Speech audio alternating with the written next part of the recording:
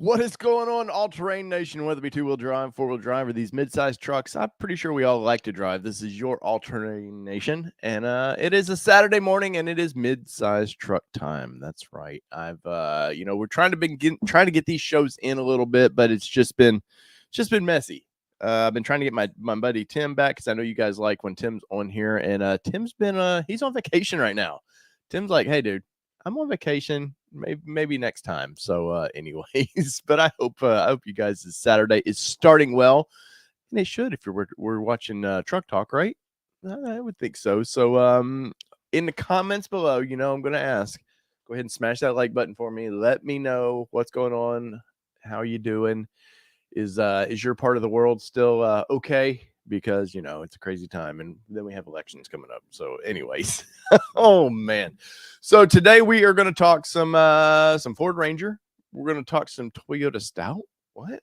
You guys have been asking for that, and I had to do a little research on that truck, and I want to do some together as well. And then I've got Nissan news, and then there's some GMC Canyon news out there that I thought was kind of interesting. I scoured and found, but I've got some bad news. Start this thing off. I still have no VIN for my Ranger Raptor. It's kind of a bummer. What's up, Michael Cooper? I've seen other people slowly getting their VINs for their Raptors, and which congratulations to them. But you guys know the YouTube game of I need to get that truck as quick as possible. So I know Ford watches this. Ford, could you please help me out? I'm going to love that truck, and I'm going to have fun with that truck. So, and I'm not going to go jump in rivers or whatever some people do as soon as they get the brand new vehicle and set it on fire. Just not going to do that. Good morning, Nurse AJ. Hopefully your foot is doing better. You're able to hobble around a little bit. Let's see. Let's go ahead and we'll bring up some of this news. And I would like to say the news is presented by somebody, but it's not. Not at all. And since we're talking Ranger, we'll just go ahead and add this to the stream. Maybe it'll add to the stream. I'm having some issue. There we go. Been having some issues with that. So this week, I've been watching these forums lately. Ranger 6G is a pretty good forum. Somebody from Ford is in there because they do seem to get some news from time to time that maybe they shouldn't.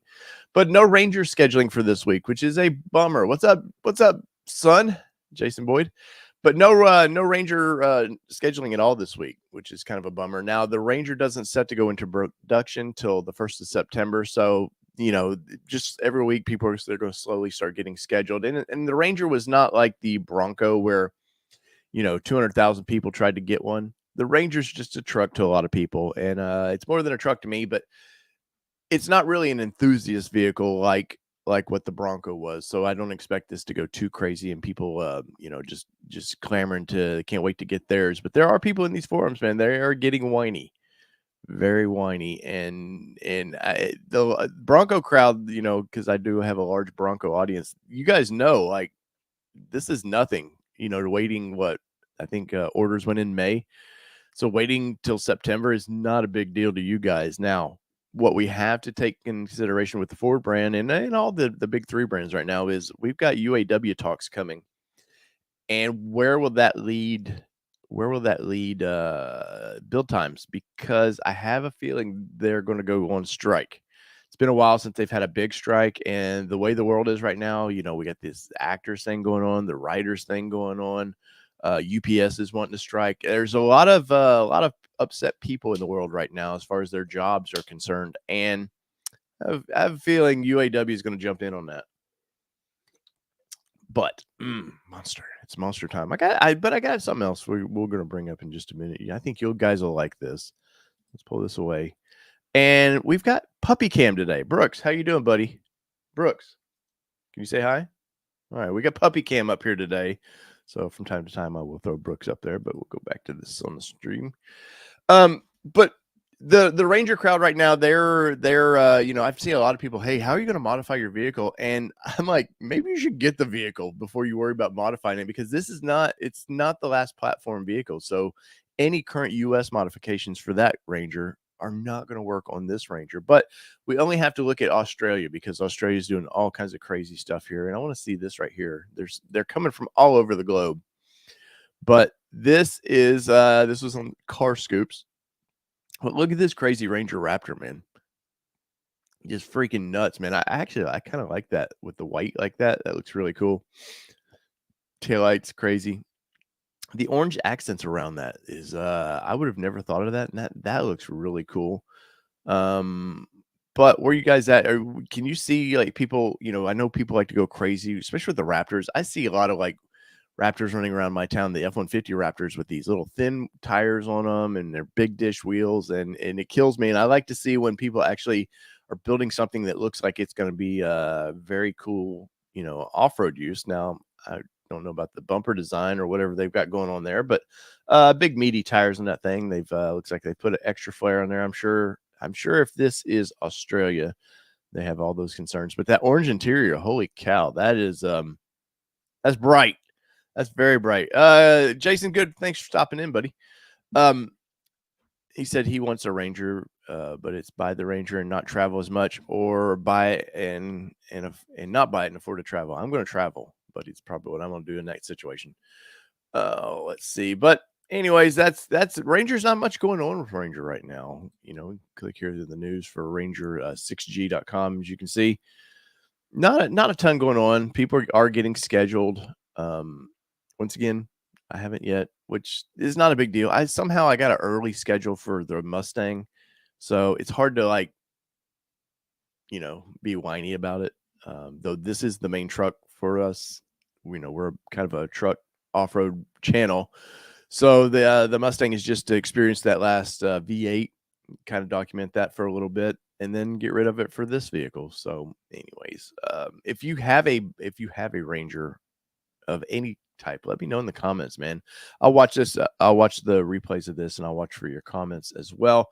But leave us a comment on that, because I'm curious what your goal for your Ranger is. A lot of people, I think, with midsize trucks, like I said, they're not necessarily enthusiast vehicles. Now the Raptor will be, but the AT4X, stuff like that. The Colorado ZR2, those are the enthusiast side of it. But past that, a lot of people just use trucks as trucks. So I am curious what you guys are talking about and planning on doing. But I do want to get into, we did a video on this last night. It was a late night for the channel. We had to get this video going.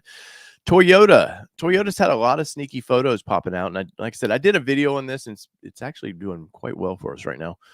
But we haven't got to see much of the Tacoma in real world settings. And somebody here, this is at Toyota's headquarters. There's signs in the background of a lot of these pictures. But we haven't got to see these things in real world. New colors. This is their bronze oxide in the off-road TRD off-road version of this truck. And I think it looks pretty good. It's pretty mellow color. As you can see, you're not getting the Toyota, since it's not the old Pro version. You're not getting the old school TRD or Toyota badging up front. You're just getting the normal halo badging like that. But it was interesting to see under the hood, because I feel like there's a lot of room for somebody who's wanting to maybe build an overland rig, something like that. It's a 4-cylinder, so 4-cylinders obviously aren't going to take up as much room as a V6 will. So there's a lot of playroom in this engine bay for air compressors, maybe dual battery setups, stuff that you might want if you're going camping, you're going out in the desert for a week or so at a time. I was quite happy to see under the hood of this thing. And well, there's a couple things, like I'm presuming this is some sort of air intake of some sort. I can't really tell, or is this a cover off something? It's hard to tell.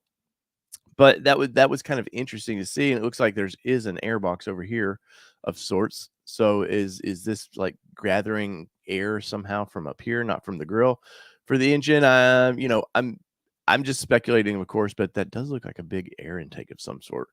So that was kind of interesting. Better pictures of the wheels of this. I'm always hit or miss with Toyota's, their TRD wheels.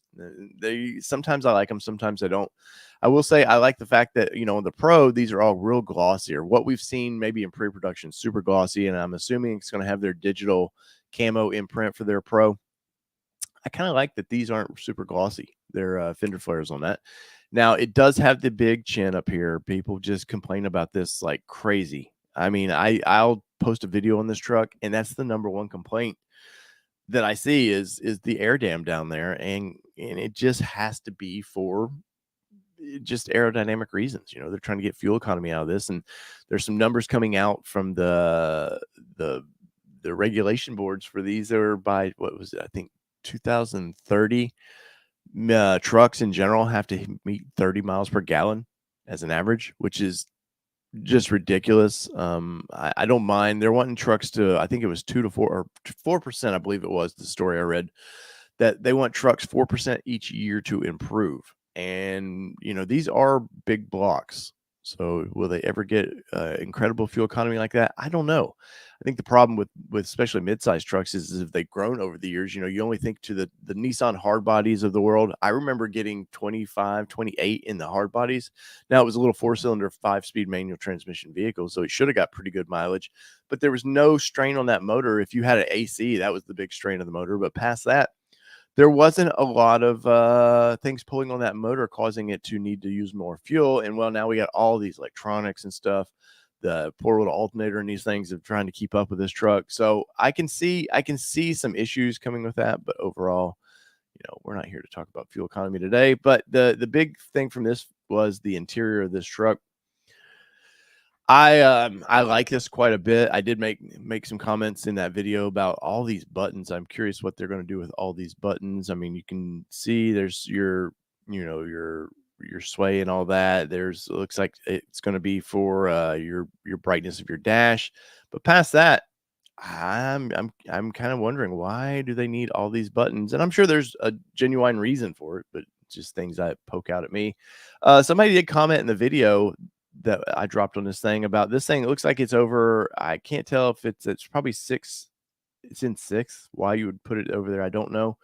But how close it is to this grab handle, and will you hit your hand on that when you're shifting over there? I think it's just the way the photo looks of that, but it's kind of interesting. Of course, you get these little hangers here. I'm trying to figure out what those are for.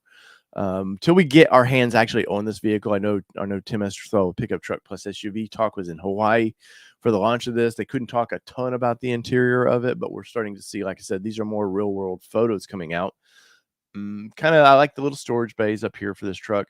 Somebody did comment. I made a comment about this red button for the TRD Pro, which is they've done, or for the TRD. They've always done something flashy for their stop buttons, but there's no other color in here. Now, somebody did make a comment that they thought they did some stitching in the seats, some colored stitching for TRD in them. I haven't got to see anything past what we're seeing here of real world builds of this truck, but there might be. Would be kind of curious about that. But I'm just happy, and I know a lot of people are happy that that we're getting a manual transmission in a small truck like this. I say small truck; they're basically full size trucks anymore. But you know, I get a lot of comments, and anytime I do a midsize truck video, I get a lot of comments about the other brands not doing a manual transmission.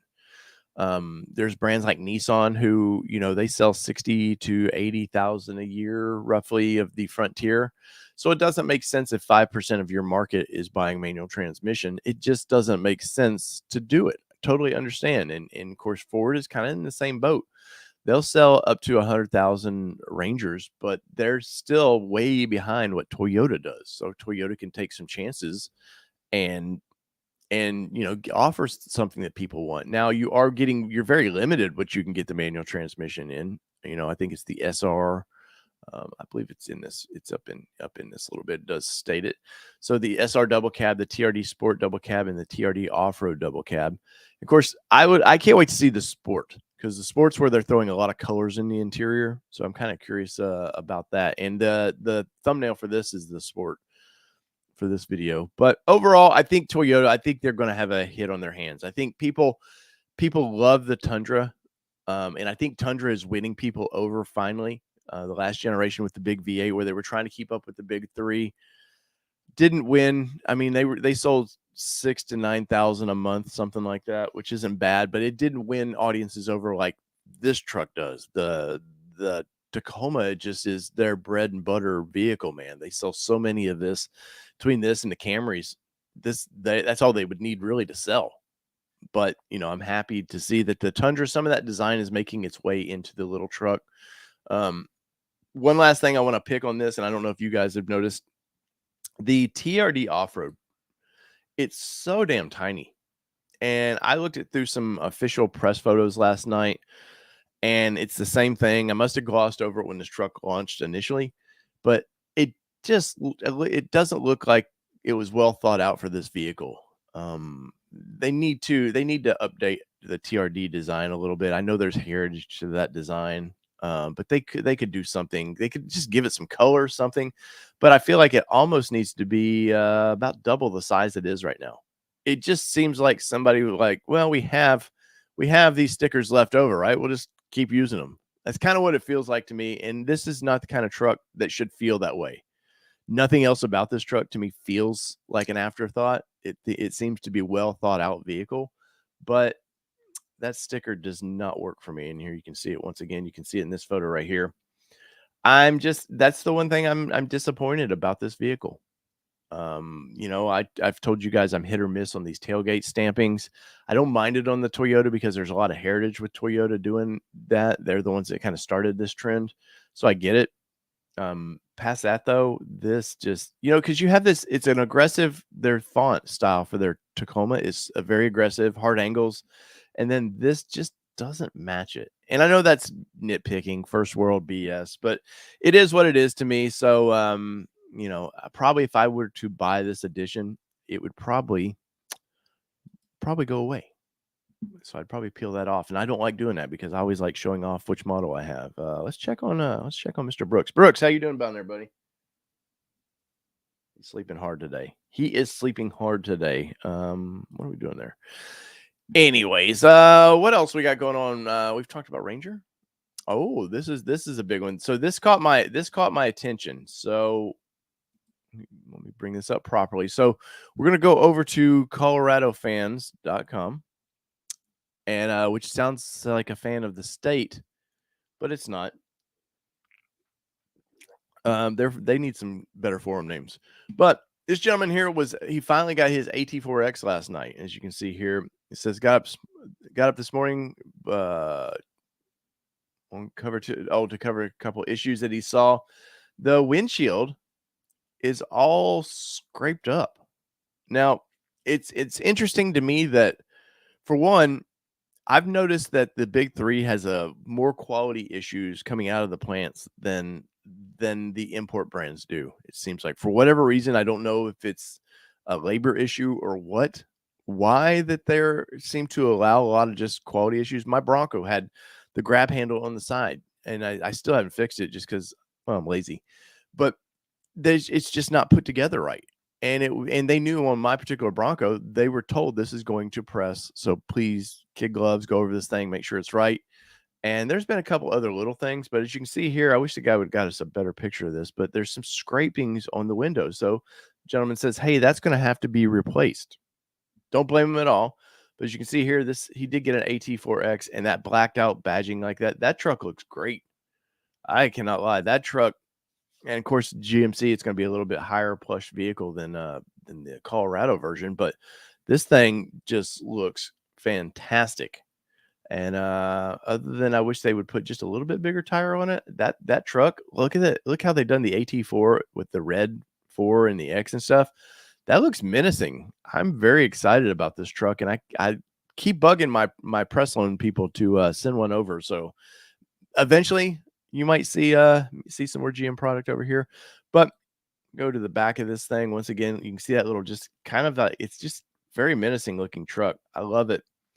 But there's one big issue.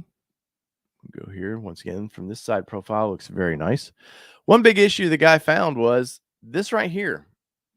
I don't know if you can see all these little dots. That looks like a shotgun blast. Honestly, it looks like little pellets went into the side of the truck and just chipped the shit out of this paint. And he took delivery of it like this. For one, the dealership, well, for one, this shouldn't have left the factory this way unless this actually happened on the way to being delivered. I could see, rock chips, something like that. But those are just such perfectly little round holes, and you can see some rusting just right in there. I wish I could blow this photo up. Let me see if I can save this real quick. let me pull this out real quick because I want to see if we can zoom in on that a little bit. So bear with me just for a second.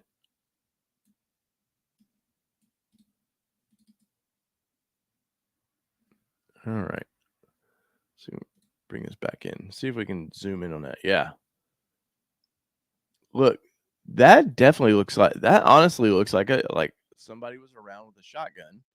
Now, I mean, obviously, you would expect more pellets all the way around, but look at there's a hole here. They're just little chips everywhere, and for that to leave, if that left the plant like that, that's interesting. But for a dealership to allow this truck to leave and not go over this truck, I'm amazed that this would get past a dealership.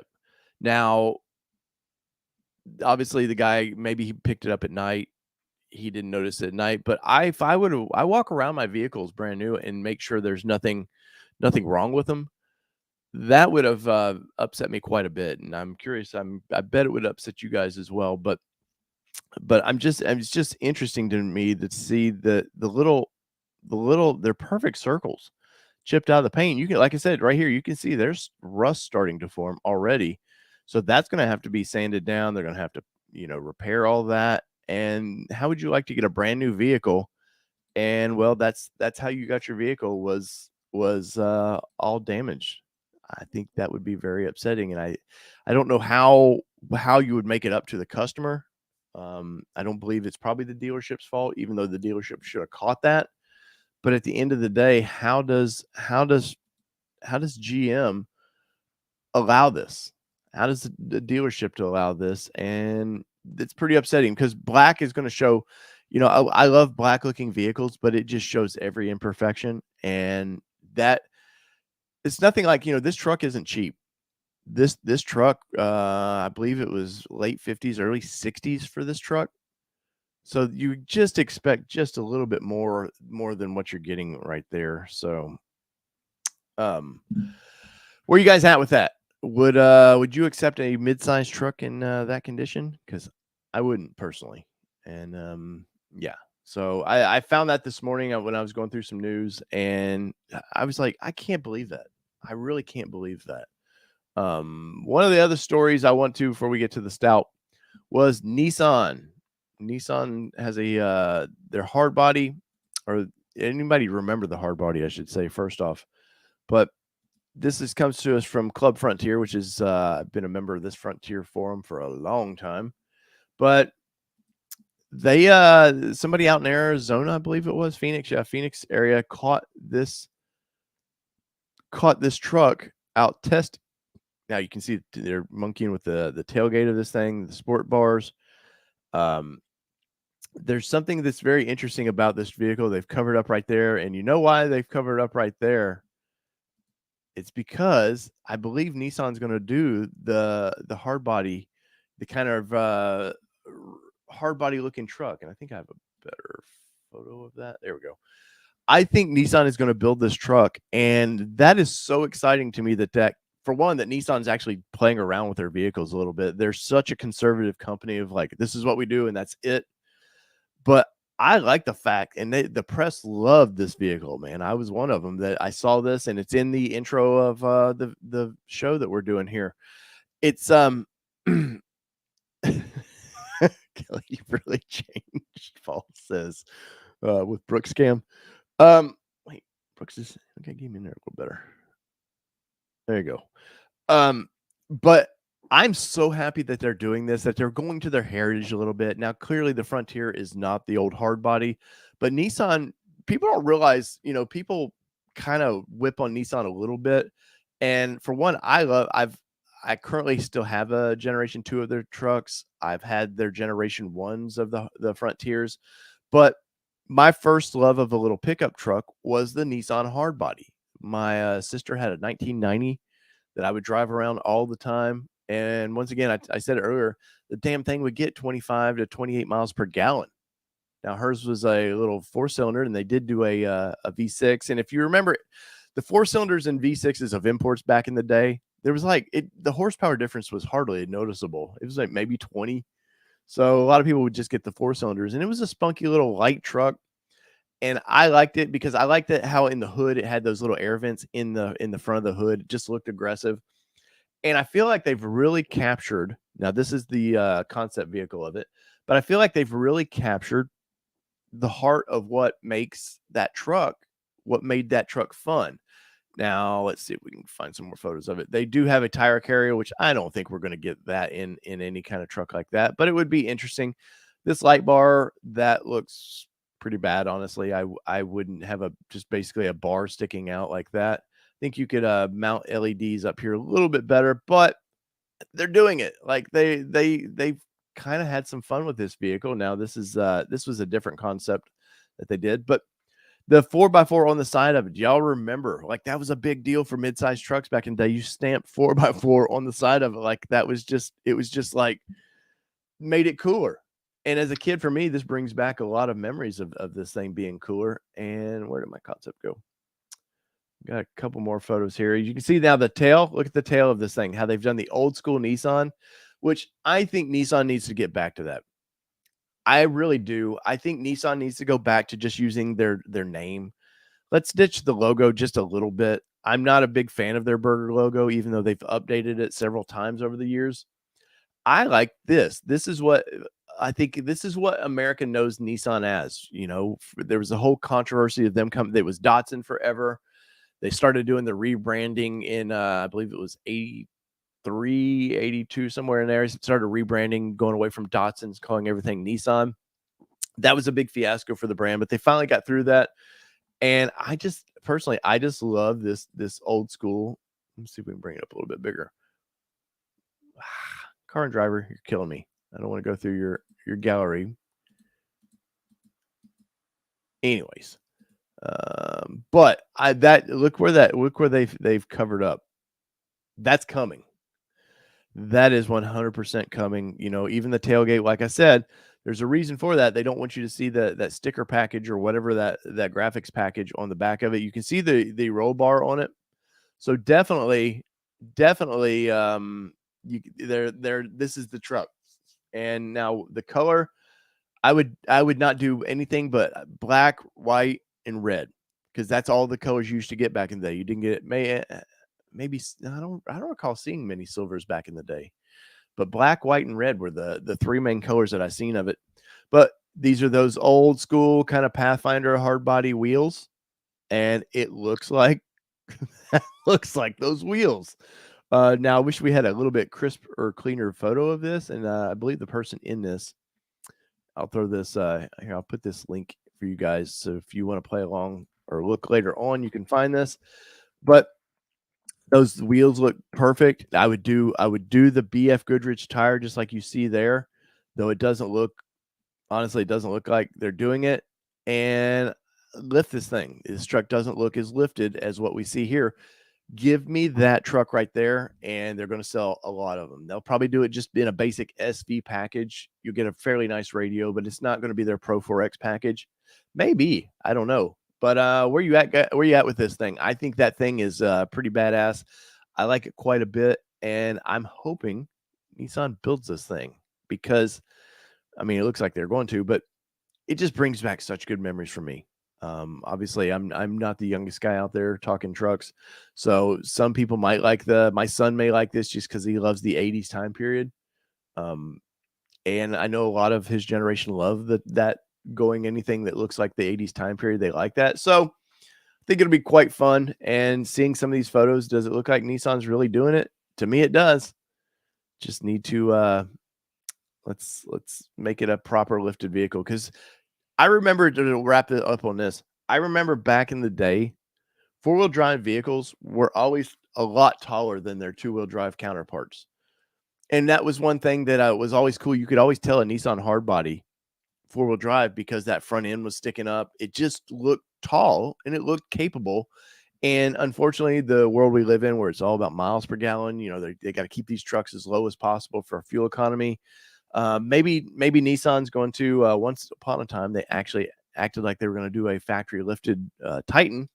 Well, never saw that, but maybe they'll actually do a factory lifted, call it a Frontier hardbody or the hardbody package. I don't know what they would do, but this kind of reached out and got my heart a little bit today, and made me quite happy. Now, what are we doing over there, Brooks?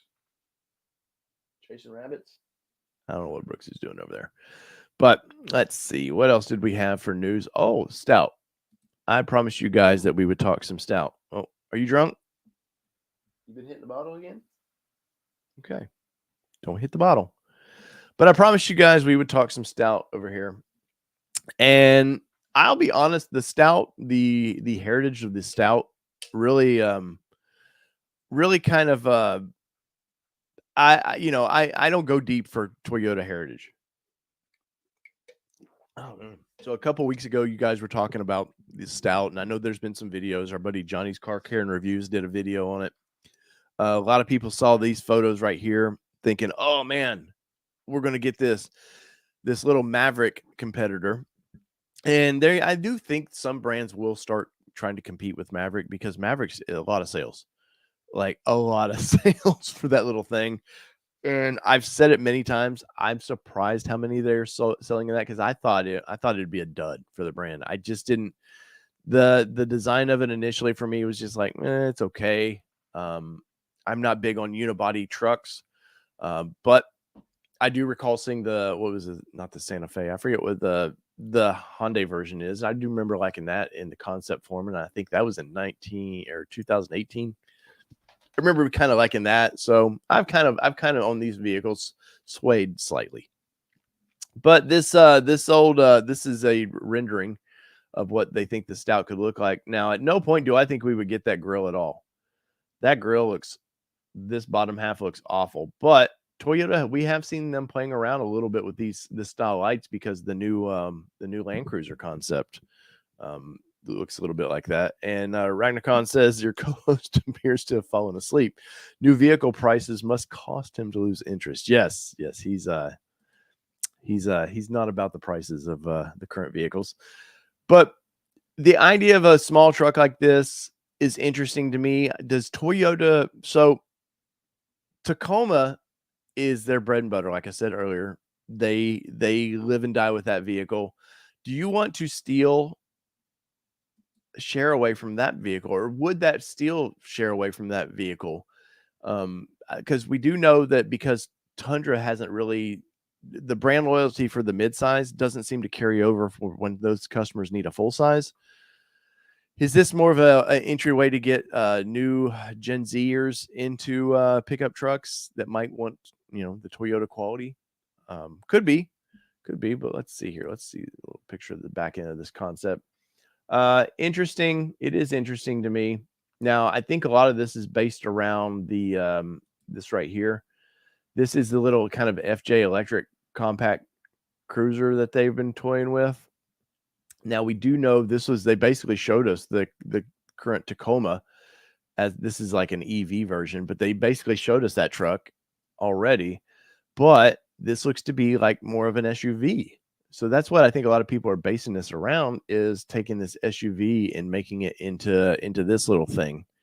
I don't know. I'm torn whether Toyota would do it. They would have to build this vehicle probably. I mean, their Mexican plant that they've just done for the Tacoma, I think it'll be at capacity just trying to build Tacomas. They pulled away from their Texas plant. They pulled all that down to Mexico, and now their Texas plant is building Sequoias and Tundras. Where would they build this vehicle? We do know that the whole chicken tax thing, they can't import trucks, or they can't import them cheaply. And a vehicle like this really has to be pretty affordable. Maverick started right under $20,000, even though I did a video last week. I believe it was on the Maverick where it's now at 23, if I recall, 24. I would think Toyota is going to probably get a little bit more than what Ford could for their vehicles, just because of their quality. But I am curious about this vehicle. There is no official news on this. I know there's been a lot of videos guys out there. There's some bad channels out there, and I'll point this out. Where are that? These guys right here. You see, if you ever see that thumbnail, it's total BS. Everything they do is BS. They just throw out stuff. Here's the same channel that they anytime you see this little crowd in their thumbnail and a CEO standing next to a vehicle, it's just BS. And they get a lot of people that subscribe to that. And if you ever watch one of their videos, they don't ever say anything. It's just brilliantly worded, where it's just loop after loop after loop. But here you can see the original next to what people think this next one could look like. I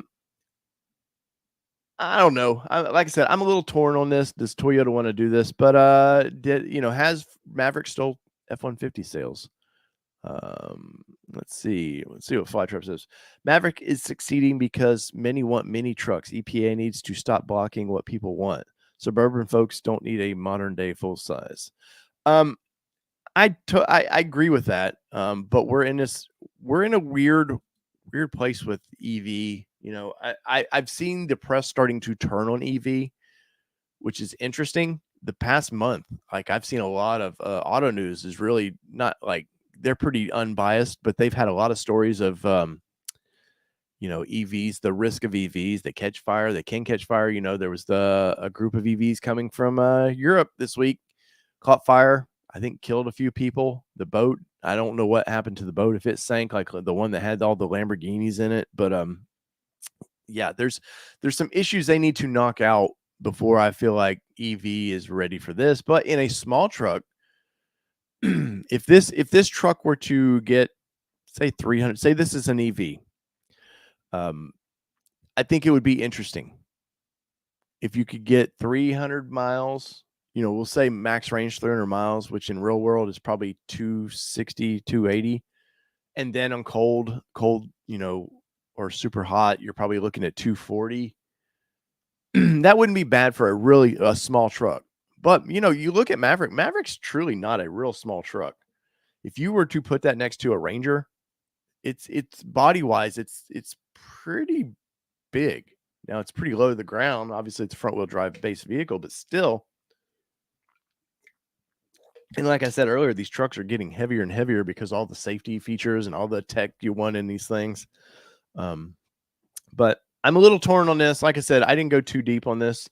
I was curious what was actually out there. I mean, this thing here looks pretty rad.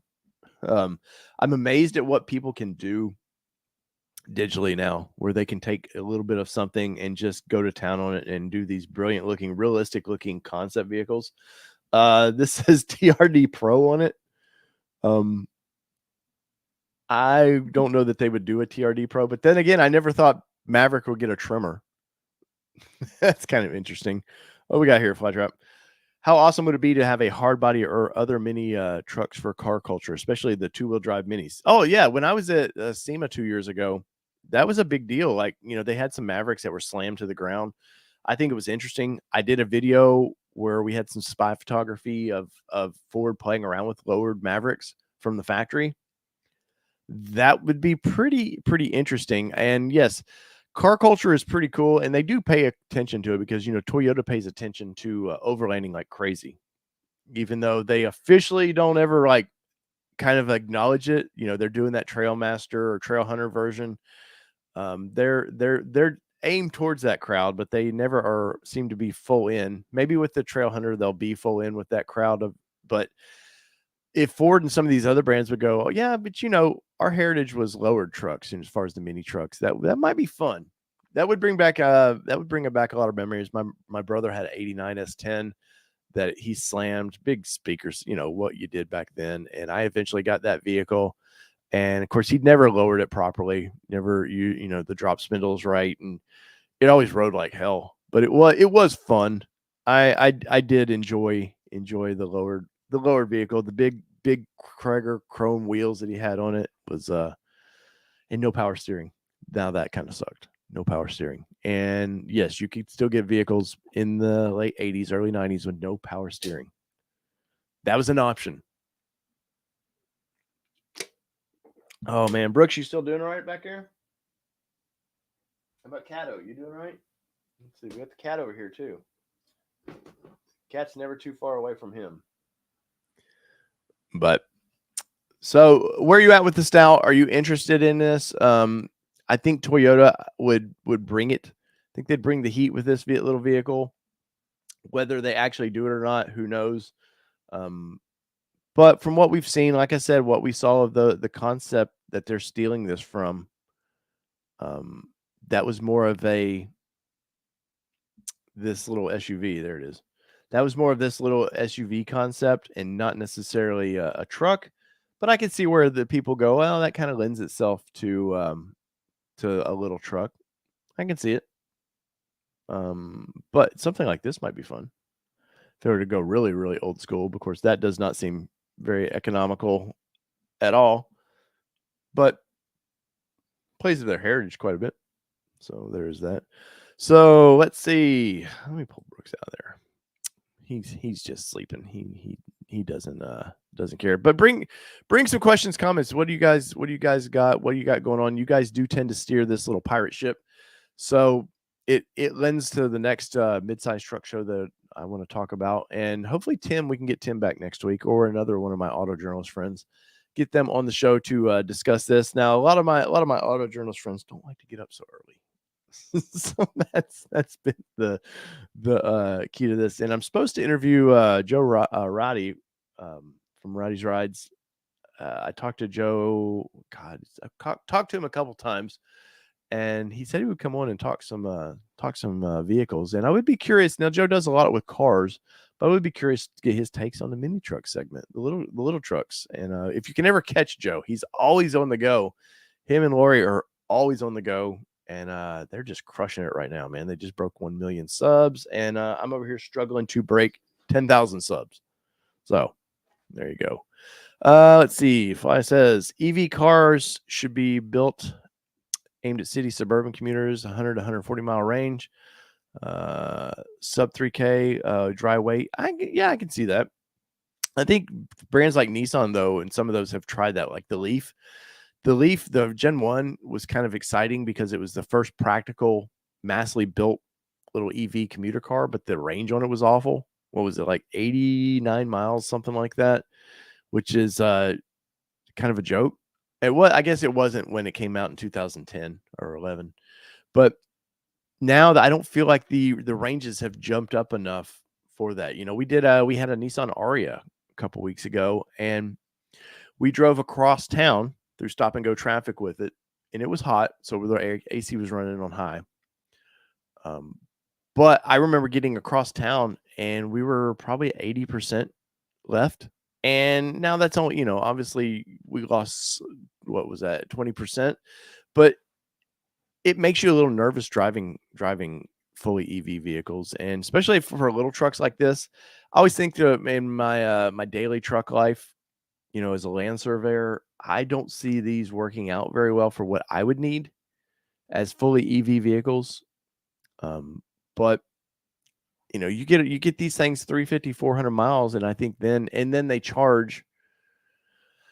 You know, you could go from 0 to 100 in, you know, an hour, and then I think we got something going there. But till then, I don't see EVs, especially with trucks, working out very well. I do think, though, I think we're going to see some stuff with Ranger. I believe we will see next year get this the hybrid concept will come out. I did when we had our hands on the new Ranger at the press release. Under the rear seats, there's a nice big bulge there that looks just made for a battery pack, and it was hollow, and it was just itching for a battery pack. So I do think with Ranger that Ford is going to start doing some, their like they did with the F-150, the Power Boost. I think they'll do a Power Boost Ranger. But hopefully it's not a plug-in. I'm not a fan of plug-in hybrids for that small of a battery pack. In the midsize trucks, I think Ford nailed it with their F-150 Power Boost. I think that's the way to go with that. And till we can get, you know, fully plug in where you can once again charge quickly and get big range, I just don't see it for me. Let's see. Nurse AJ says, I commute round trip 100 miles a day for work. Full EV doesn't make me comfortable. Hybrid, yes, but I'm not partying with my Bronco.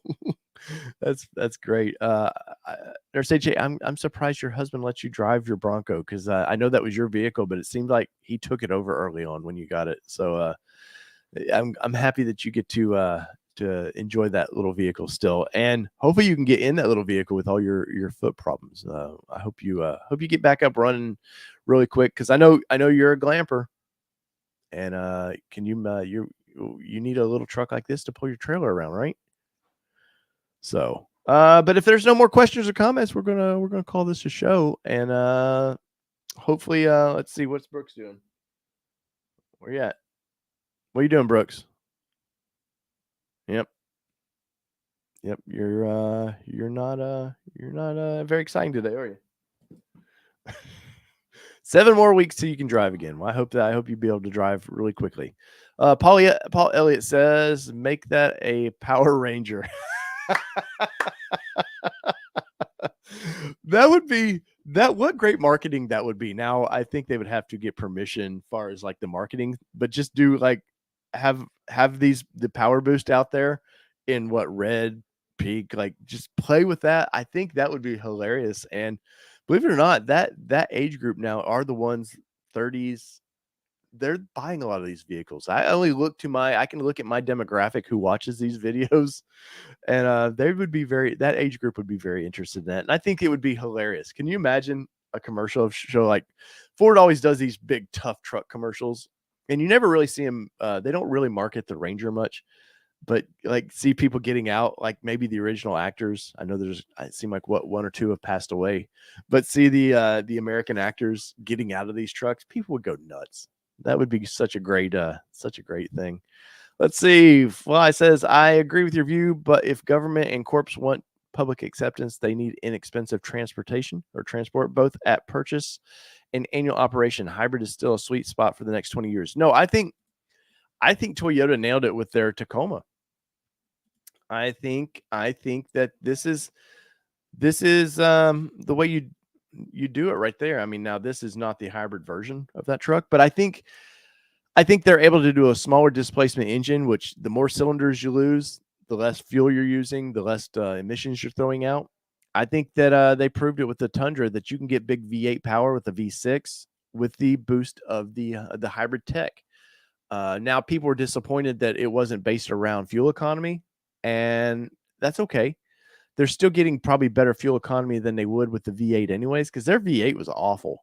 It was, my company is switching to we're going from Frontiers to full-size trucks, and they've bought the last generation Tundras. Just awful fuel economy. I mean, and they were awful, like 13, 16, something like that. Just awful. So Toyota knows they need to improve fuel economy, yes, and smaller engines will do that, gearing, and then do a hybrid tech. I think that's the way to go. I really do. I think they've nailed it. Toyota generally let some of these other brands go out there and throw their balls out there really quickly, and oh, we're the first to do this. Like kind of Toyota did, or Ford did with the Lightning. Tesla kind of scared the market when they decided they were going to do a full-size truck, and Ford was able to quickly build an F-150, because it's just basically an F-150, couple new body panels, really, and they threw a battery pack under it. Pretty low-hanging fruit for them to do it, and now we're starting to see the numbers don't match what it should be. So the charging of that vehicle, the range of that vehicle, is because it wasn't specifically designed. They were just hurrying to beat Tesla. And now Cybertruck, finally, we're starting to see people getting reservations or being pulled to get builds for Cybertruck. And I think Tesla will have what they said. I think they said up to 500 miles of range. That seems ridiculous, but they usually come out with what they say. Now, it may take Tesla a little bit longer than it should have. I give them, with the Cybertruck, I give them a lot of leeway, because they announced it in 19, end of 18, 19, somewhere in there.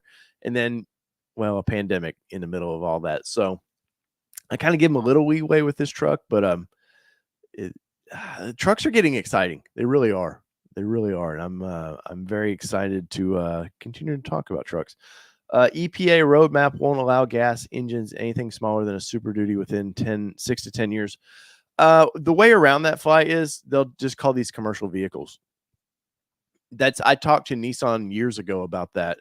Nissan wanted to bring the little hard bodies back, and basically as is, they wanted to bring that I forget what they call that, B platform. I forget what they called that platform. We just want to build that truck again, and they can't get it through crash testing and all that. And they said one way around some of what they wanted to do was just call them commercial vehicles, and they could do it that way. Now there is, I believe, for commercial vehicles, there's a weight, has to be a certain weight to that. But maybe the little mid-size trucks, maybe that's one reason they're slowly getting heavier. I don't know. Let's see.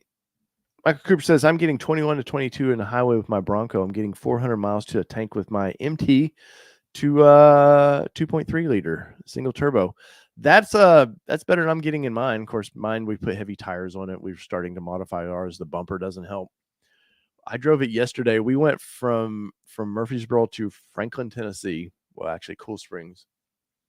And I filled it up and I was getting 14 and a half. It was awful. I don't know if the heat, because we're very hot and very humid right now. So I don't know if that's affecting the turbos or not, but it was pretty bad.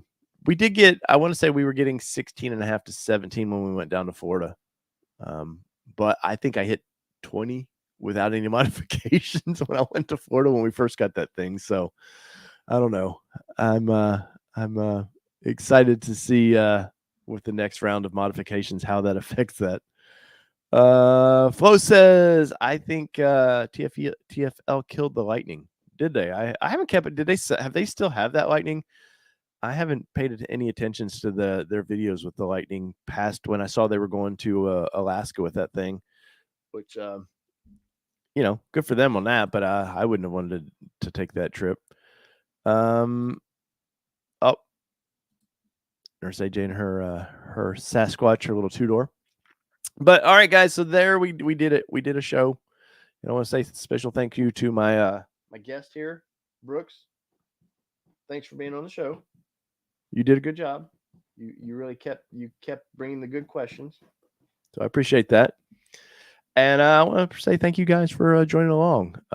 Hopefully we get, like I said, I'll get these single shows like this. It's hard for me to do just an hour because got to keep talking. I got to keep y'all's attention. So sometimes I might skip over things you guys want to talk about, or sometimes having another opinion just makes it fun to go back and forth with. So there you go. So whether it be 2-wheel drive, 4-wheel drive, or these badass midsize trucks I've driven a lot of, but not all of them. This has been your All Terrain Nation. I'm your host, David Boyd. We're out. Peace, everybody. Whew. Love y'all.